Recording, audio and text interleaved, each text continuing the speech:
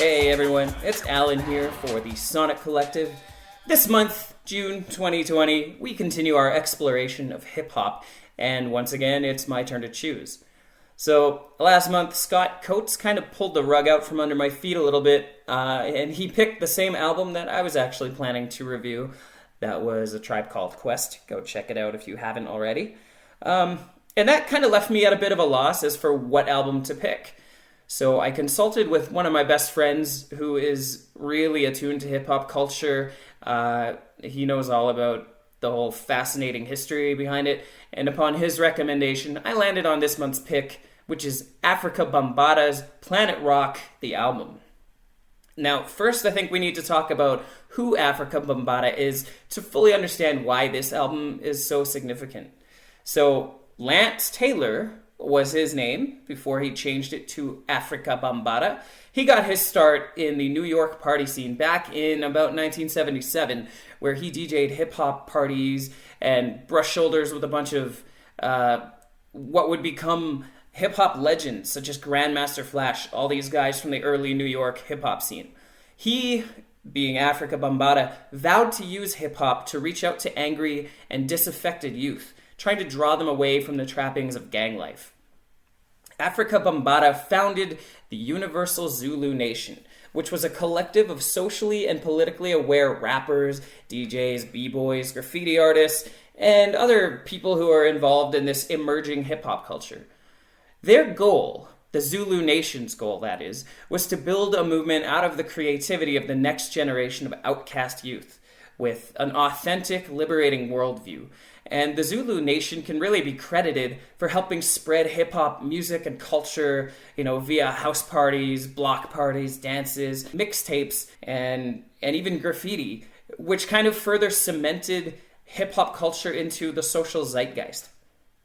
Afrika Bambaataa was also the founder of the Soul Sonic Force, which it's kind of tough to describe. I mean, basically, it's a group of like 20 Zulu Nation members who performed together and made music together. And in particularly, they performed on the Planet Rock album, which is why I'm bringing them up now. So, getting back to that album, it was released in 1986 and is widely considered to be a cornerstone album and one of the earliest successes in the genre of hip-hop. It attained a gold status, generated an entire school of electro boogie rap and dance music in its wake. Rick Rubin actually once said of the title track that it was one of the most influential songs of everything. It changed the world, and there hasn't been a song like it in hip-hop since. Pretty powerful words from a pretty influential guy.